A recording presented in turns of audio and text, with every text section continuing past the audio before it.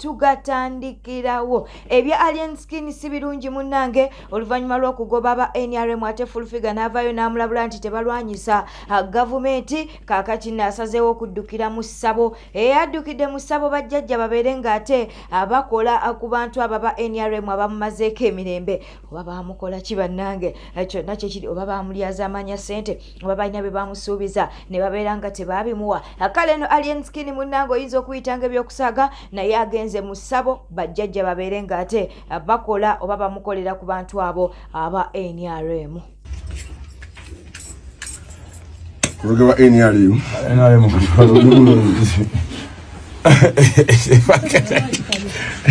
Don't you want to peace? Katonda agajo kukola. Tubapeke mu mbuga mu bayaye bwo bugeda wuli. Bwambanya tena ruva neno na bafukire ekizibu ngandike emisangi. Ete oli muntu asobola kwiva mu natulogira gavumenti eno.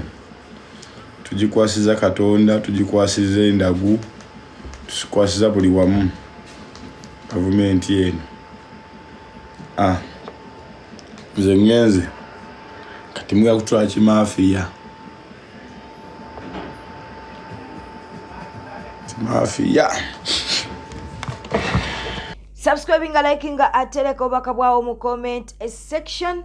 Munnange Calvin Kayanja oluvannyuma lwa Alien Skin okuba nti no yagoba aba NRM munnange avuddeyo n'abeera ng'ate amubuulirira, avuddeyo n'abeera ng'ate amusomera, avuddeyo n'abeera ng'ate amulangira, amugambye nti olunaku lwe walina okuba nti n'ogoba aba NRM lwe lunaku lwe wagenda mu State House. Mbu Alien Skin yagenda mu State House ne munnange mbu Museveni teyabawa ssente. Hey, bulijjo mugamba nti Bobi Wine tagaba ssente naye munaye ne president naye waliwo ndowooza wakodo walira kasente mbu teyabawa ssente. Katubeere nga tukuwa Calvin Kayanja. Alien Skin mbu wagobya aba NRM ne booking n'ozisazaamu. Nze ndowooza ozuukusebukedde. Olunaku lwe walina okugoba ebyobufuzi mu bizinensi yo lwe lunaku lwe mwagenda ku State House Museveni n'abasiibula nga tabawadde wadde transport yabaleese. Ekyo kyali kikumala okutegeera nti ssente zoonoonya bannayuganda bazirina beetaaga music wo na concentration na kubayimbira bye baagala. Alien Skin teweetaaga munnabyabufuzi kukyusa bulamu bwo. Katonda yakublessing omukisa ogulina. Ebyobufuzi simanyi kiki ky'obinoonyaamu nga toli munnabyabufuzi olaba kye bikukoze. Kubanze nkimanyi ekikutta depression na disappointment. Wali olowooza ogenda kugwa mu bisawo. Bannabyabufuzi bonna bayuuza. Better concentrate on your music. Entale ez'ebyobufuzi zirekere bannabyabufuzi Alien Skin oli ghetto youth. Waliwo munnabyabufuzi yakuwa maiki. Waliwo munnabyabufuzi yakujja mu ghetto. Lwaki olwana entalo zaabwe? Ebizibu ebiri mu NRM tosobola kubimalawo. My brother. Naye nze ndabanga gwazukusenga bukedde weebakadda. Alien Skin weebakadda. Weebakadda. Olunaku lwe wali ogobe NRM lwe lunaku lwe mwagenda mu State House n'ovaayo engalo ensa. Nze mmanyi Bebekulu ne Kamiliyoni n'abayimbi bonna abajoyininga NRM kye bayitamu. Buuza Ronald Mayinja. Tebaagala kukugamba. Tebaagala kukutiisa. Naye nze nkimanyi nti ekikono ekiri awo mu ofiisi ya muzeeyi. Abantu bali awo balinga abaako wadda muzeeyi naye ng'ate b'olina okuyitamu. Tebaagala mukoledde kalungi. Abantu b'NRM bawalana nnyo omuntu alina kyakoledde muzeeyi. Gw'omalewo obucupa. Alien Skin omalewo obucupa omanya babufunamu. Omanya babufunamu. Kati disappointment ne depression gy'olimu Alien Skin njiraba. Naye nze njagala kukugamba nti wazuukuka leeti. Wazuukuka leeti. Ogenza okuzuukuka nga bukedde. Kiriza weebakire ddala. Kumaliriza nga nkututte ku kye Alien Skin. Ogenda oyoze embalaase. Amabina. Anize kumuli ate mugoberera advice. Fabali mwenale tweyaguza njijo. Basajja tebatukombya wadde omunwe gw'ennusu. Tukugamba nti eno jjojja naffe tuli ku bwannakola atya ng'ojja. Alien Skin kubuulira amazima.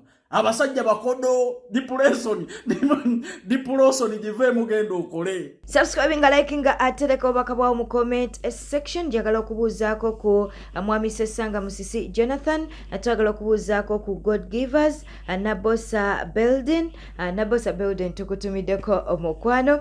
Twagala okubeera nga tubuuzaako ku Dohamada Edith tukutumiddeko. Twagala okubuuzaako ku Nabirye Justin, ne twagala okuba nti tubuuzaako ku Adija 1991, twagala okubuuzaako ku Nsamba Kevin Charis, twagala okubuuzaako ku Rashida Nabayaza, ate nga twagala okubuuzaako ku Nankuke Esther, Baby Shana, kala we tusobodde okubeera nga tukonako abalala tugenda kubeera nga tubakonako maaso awo. Walako obubaka bwawo mu comment section. Mu video zaffe eziddako tujja kubeera nga ate tukubuuzaako mwe luno kandubawe amazima gali nti ekituufu Chosen Becky ne Dictator Amiru munnange baayawukana. Nze omu ku abo ababadde balowooza nti no bubadi, naye ku mawulire ge nasokoddeyo, ku mawulire ge nafunye, bano baayawukanira ddala.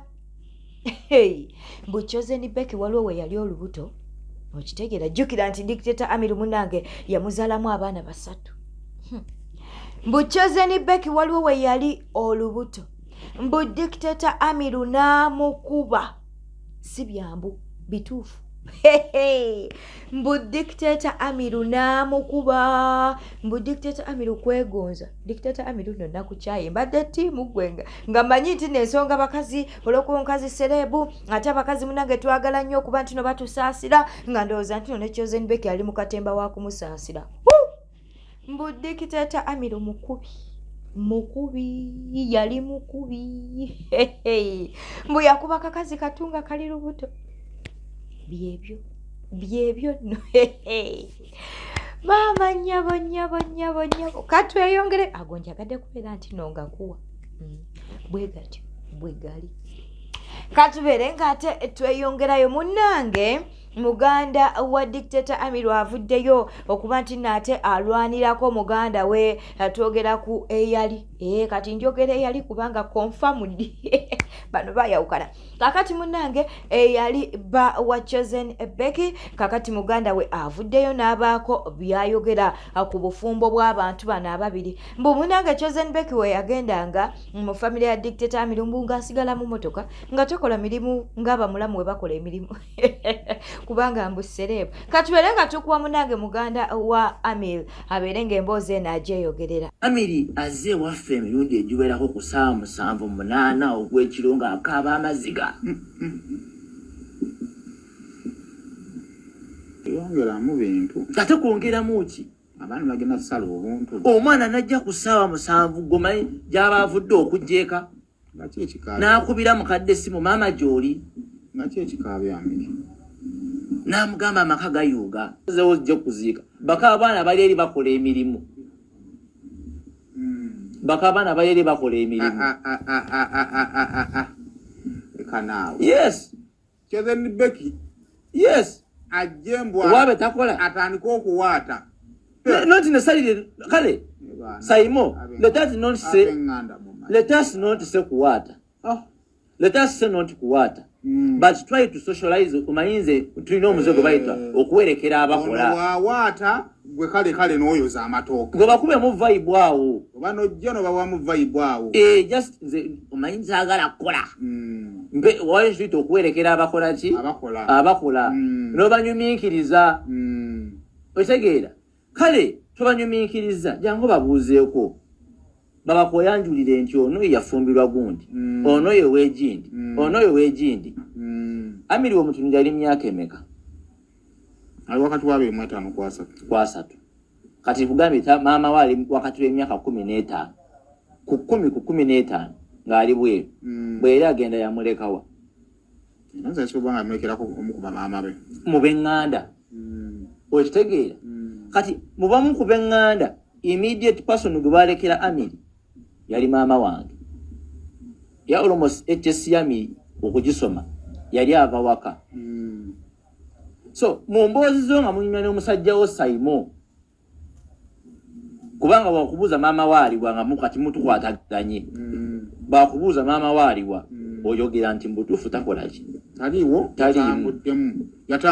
yatambulamu taliimu n'obeerawo olwo lwe yagenda omukazi yabuuza kati muli babiri mumaze okutegeeragana mweyagadde ne mutuuka ne munywa ku mboozi za famire buli omu okwongera okumanya munne nti twogera nze nkututte ewaffe tata wange omulabye basenga obalabye gwababo baliwa omanyi olabira nga omukazi akwagala kutandika kutwala mu baŋŋanda nakwanjulayo kati nga munyumya amawe emboozi zammwe akubuuza gwe maama waaliwa amaze okukola gwe maama waaliwa ng'omugamba munnange nno taliimu eyagenda ddi yawezezza emyaka ekitegeeza weotuniramu emyaka gye yamulekera amiri yali akyali muvubuka yali akyali mwana muto n'akulekawa omuntu omuzadde gwalekera omwana ebibuuzo ebyo nga bingi ku mwana ow'obuwala maama nedda common sense.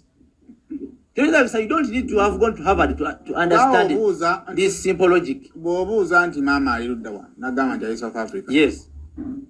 N'akubuuza nti kati wakulira wa. Yes. The best you can ask n'okulira n'agamba nti nkulira wa maama wange omu.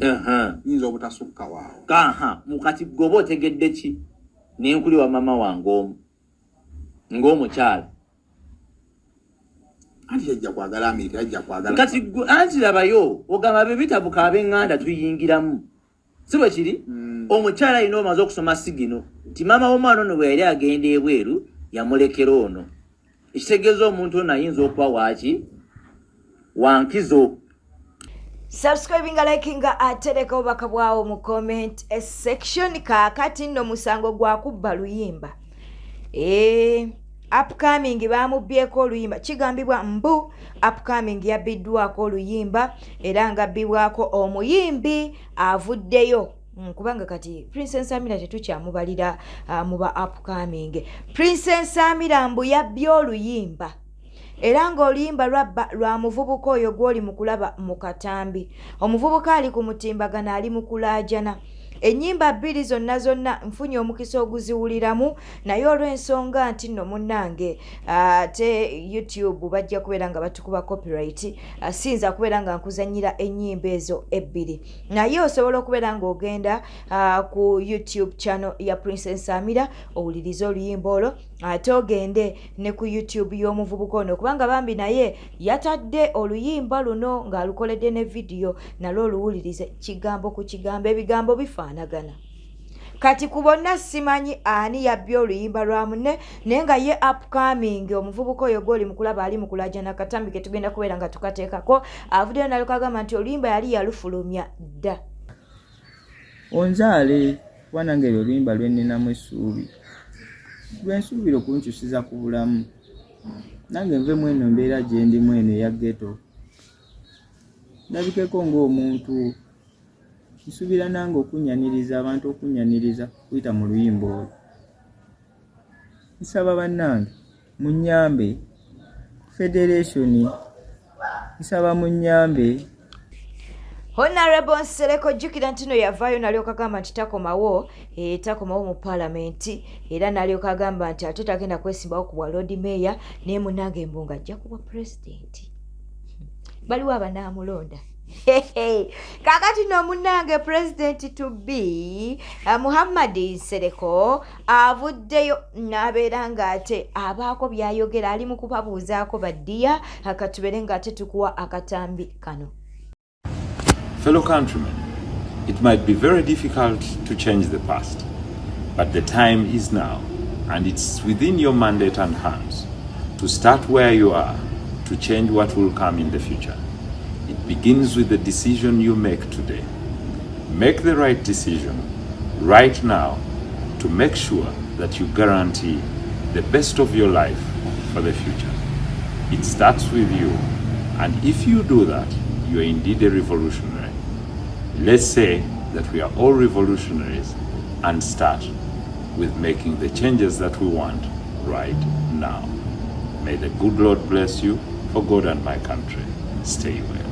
bwete etambudde olunaku olwaleero badde mulabi mulungi olwokwekumira ku Newspark channel akkiriza tubeere nga tutumirako ku mikwano gyaffe bano wammanga oleka obubaka bwawo mu comment section tujja kubeera nga nawe tukutumirako na Bosa Building tukutumiddeko Joseph Male twagala okutumirako ku mukwano gwaffe ayitibwa Dora Akalembe twagala okutumirako ku Nabikusu Rachel na twagala okutumirako ku Kaluya William waliwo omukwano gwaffe ayitibwa Salima Nakigudde Nansubuga Edith Namatovu Fatuma twagala okutumirako ku Sharima Mina twagala okutumirako ku Bilabwa Harriet atera twagala okutumirako ku Mariam Nakato bwe tutambudde olunaku olwaleero webale kwekumira ku Newspark channel wekumire kweno yokka beera bulungi weraba